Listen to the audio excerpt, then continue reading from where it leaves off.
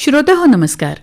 ऐसी अक्षरे रसिके या कार्यक्रमामध्ये आपण ऐकतोय पुस्तकं कालची आजची ही मालिका.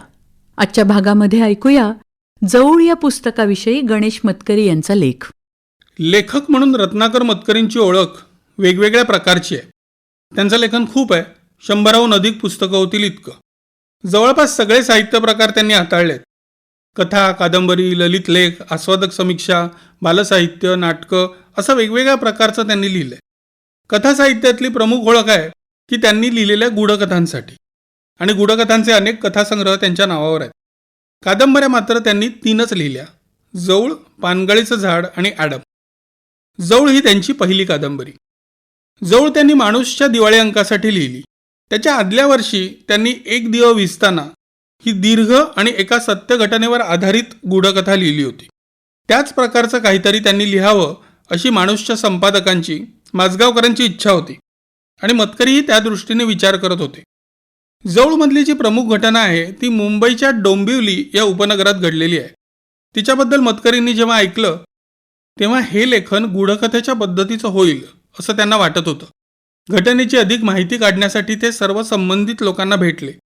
जसे ते लोकांशी बोलत गेले तसं त्यांना जाणवायला लागलं की हे एक सामाजिक वळणाचं कथन आहे. मध्यम वर्गातल्या एका कुटुंबाचं हे अस्सल चित्रण आहे. पण कादंबरी केवळ कौटुंबिक नाही, मध्यमवर्गीय मनोवृत्तीचं, त्यात आढळणाऱ्या विसंगतीचं आणि त्या विसंगतीसह आपण कसे जगतो याचं हे चित्र आहे. माणूस आपलं दुःख स्वतःच तयार करतो अशी जाणीव या कादंबरीतून पुढे येते. ही जाणीव या कादंबरीचं मर्म आहे. कादंबरीचं कथानक तसं गुंतागुंतीचं नाही, पण त्याची रचना फार इंटरेस्टिंग आहे.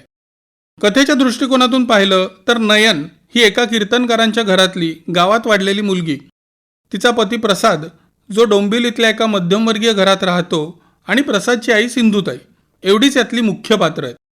सिंधुताईंनी कष्टाने आणि एकटीने प्रसादला मोठं केलंय, त्यामुळे त्याच्यावर आपला हक्क असल्याची त्यांची भावना आहे. कथेतला संघर्ष तिथून सुरू होतो आणि अनपेक्षित मार्गांनी पुढे जातो. कादंबरीच्या सुरुवातीला आपली भूमिका मांडताना मतकरींनी म्हटलंय की त्यातल्या पात्रांचं अतर्क्य वागणं, घटनांना वेगळ्याच पद्धतीने रिॲक्ट करणं शक्य होतं. याचं कारणच ही खरी घडलेली गोष्ट आहे. जर त्यांनी ती केवळ कल्पनेतून लिहिली असती तर त्यातली पात्र अशा पद्धतीने वागलीच नसती, आणि मग ती कथा वेगळीच झाली असती. कल्पना या तर्काचा आधार घेतात, पण प्रत्यक्ष जग तर्कावर चालत नाही. साहित्य जसं संकेत पाळतं तसं वास्तव थोडीच पाळणार आहे. मतकरींनी मांडलेलं हे निरीक्षण या संपूर्ण कादंबरीला आकार देतं. कादंबरीची रचना थोडी ओरल हिस्ट्रीसारखी आहे. म्हणजे या कथेच्या परिघात येणाऱ्या अनेक पात्रांच्या तोंडून ती सांगितली जाते. कीर्तनकार असलेल्या नयनच्या वडिलांच्या निवेदनापासून या रचनेला सुरुवात होते, आणि तिचा भाऊ गुरु यातला अखेरचा निवेदक आहे. पण घटनांकडे पाहणाऱ्या नजरा सतत बदलत राहतात, आणि त्या मांडणारे आवाजही. कॅलिडोस्कोप थोडा थोडा फिरवल्यावर चित्र जसं थोडं थोडं बदलतं तसं ही कादंबरी वाचताना वाटतं. या वेगवेगळ्या व्यक्तिरेखांच्या बोलण्यामुळे ती कथा तिघांची न राहता सगळ्या समाजाची बनते, आणि आपण त्यातून दिसणाऱ्या वास्तवाकडे थक्क होऊन पाहत राहतो. ही कथनाची पद्धत हे या कादंबरीचं वैशिष्ट्य आहे. लिहून झाल्यावर दीर्घकाळानेही ती समकालीन वाटत राहण्याचंही हेच कारण आहे. जवळ या पुस्तकाविषयी गणेश मतकरी यांचा लेख आत्ताच आपण ऐकला, पुस्तकं कालची आजची या मालेमध्ये. आणि याचबरोबर ऐसी अक्षरे रसिके हा कार्यक्रम संपला.